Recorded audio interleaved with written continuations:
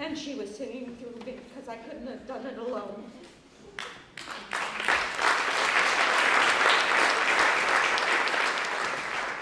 I want to tell you about my sister. It's hard to believe that a year ago I was sitting in this boring meeting when I got Susan's call. And I never have my cell phone with me, let alone answer it. But that day I did.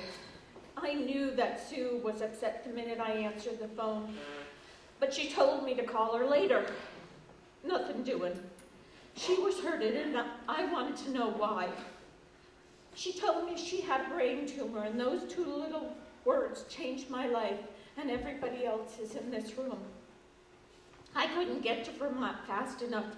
I called my mom and my sisters, and within hours, their plans had changed, and everybody was headed to Vermont. When I got here, Sue's major focus was getting to Josie's 8th grade graduation. Sitting next to my baby girl, I was heartbroken when she asked me when Josie would graduate, because Josie had only moments before walked across the stage and gotten her graduation certificate, and Sue couldn't remember it. The outpouring of love for Sue over the next few days and months is a testament to who Sue was. She was one of the most loving and giving people I've ever known in my life. Not only was she my baby girl, she was my other half. She was my yin to her yang and my very best friend. All my life she was there for me. She was the godmother for all of my children, simply because I couldn't decide who wasn't going to get Auntie Sue for a godmother, so she got 4 godsons. Sue was always there for my boys. She took them all for one-on-one weekends and spoiled them rotten. She was at their graduations. She was there when Jason got his first black belt in Taekwondo. She came to every play she could for Jacob or John or myself. She was there when Justin graduated and Jason from boot camp. But most of all, she was there for my Josh. Other than my mom and dad, Sue and Jeffrey were the only ones who were willing to take on the responsibility of taking care of Josh. Taking care of 4 small boys is no small task, but when one child has a disability, you know that the people taking care of them are very, very special. Sue even took Josh for his one-on-one weekend and found a horse show for them to go to. Only Susan would know how to make it that special for Josh. I've seen firsthand how much Sue touched my son's life. They all took the time to be there for her 50th birthday and visited her one-on-one when they could over the last year, and came to see her this last month to say goodbye. I think that the thing that touched my heart the most was when I walked into the house the night she passed away to find Jacob, Jason, and Jessica having a family dinner at 11 o'clock at night because they needed to be together. Justin was away and couldn't be there, but I know he would have been. The bottom line was that the boys needed to be with each other because the loss of Susan was too difficult to bear alone. I was both proud and unbelievably touched to know that all the love Sue gave my boys was returned in kind. Growing up with Sue, we all knew that more than anything, Susan wanted to have children, and she was blessed somewhere. Oh, God. She was blessed with 2 incredible kids, Josie and Ben. They are a reflection of her in so many ways. Their big hearts, their beautiful smiles, and the acceptance of all people just as they are remind me that her spirit lives on in them. Susan spent every minute she could with them. Cleaning the house on the weekends never took precedence to spending time with her kids. They went to show rehearsals with her, performed side by side with her, they were directed by her, and even acted as her assistant stage manager at a very, very young age. Together, Susan and Jeffrey shared their love of travel with the kids, and because of that, Josie and Ben have probably seen more of Europe than most adults.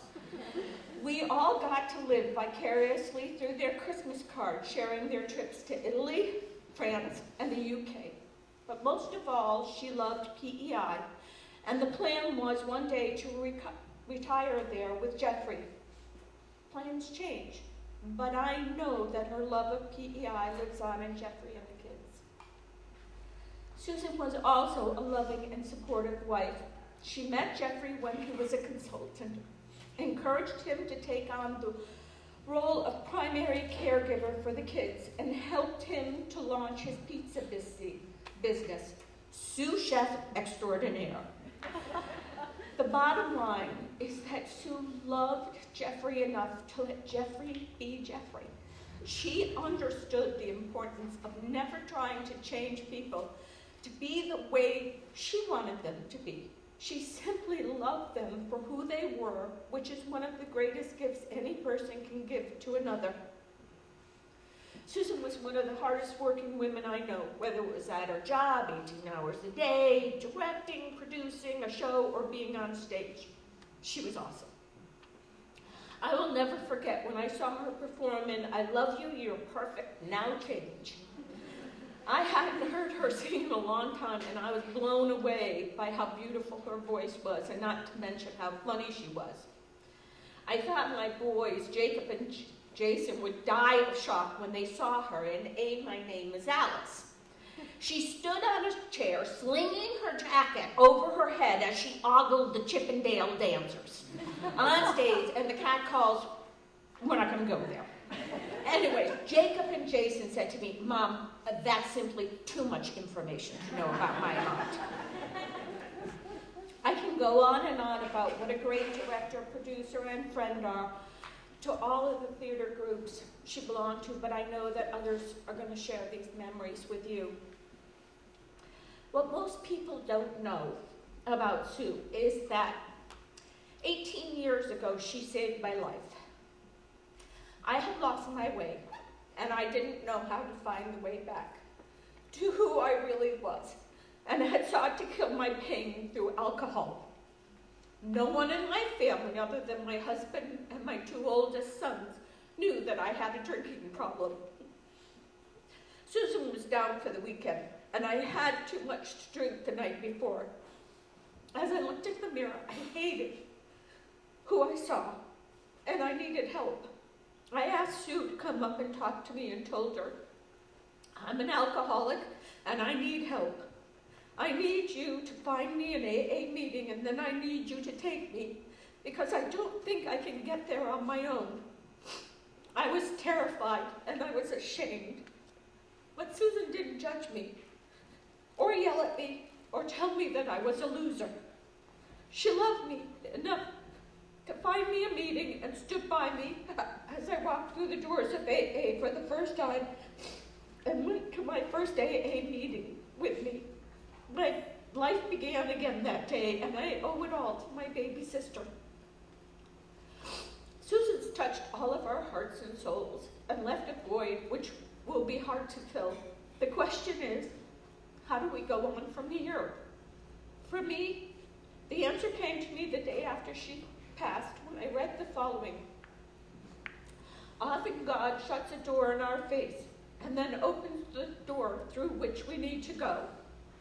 So often each of us try to control the events of our lives as well as the events of others. The occasions are frequent when our will conflicts with God's. Then for a time we feel at a loss. Our direction is uncertain. But always, always, another door opens. A better way beckons.